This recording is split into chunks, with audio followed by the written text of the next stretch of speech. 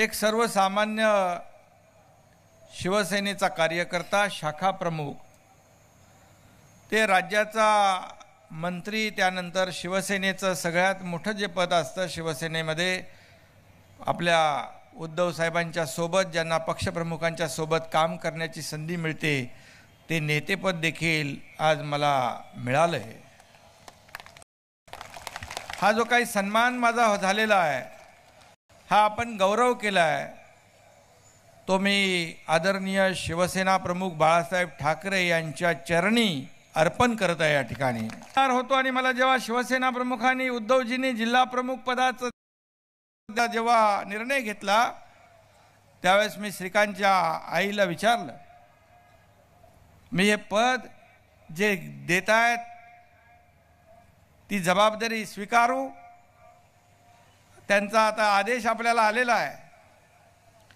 म्हणाले, नाही, बेशक त्यांना आपल्याला जी संधी मिळाली आहे, जबाबदारी दिली आहे, ती निर्णय घेतला आहे, त्याला आदेश मानून आपण ते स्वीकारायचं.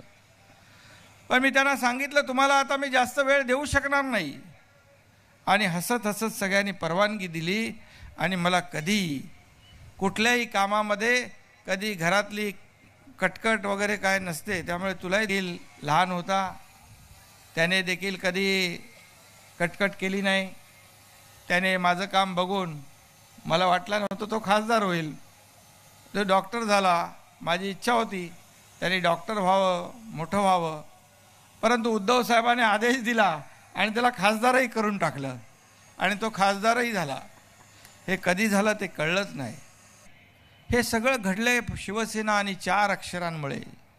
मातोश्री देखील अनेक कटू प्रसंगामध्ये, अनेक आयुष्यामध्ये माझ्या चढ उतार आले, त्यावेळेस मातोश्री खंबीरपणे माझ्या मागे उभी राहिली. उद्धव साहेब असतील, रश्मी वहिनी असतील, याने अगदी कुटुंबातल्या सदस्यासारखं मला प्रेम दिलं. हे मला कधी विसरता येणार नाही. आणि म्हणून आज जे यश बघतोय आपण, या यशामध्ये फार सगळ्यांचा त्याग आहे, सगळ्यांचे कष्ट आहेत, मेहनत आहे. त्याशिवाय हे यश कदापि शक्य नव्हतं.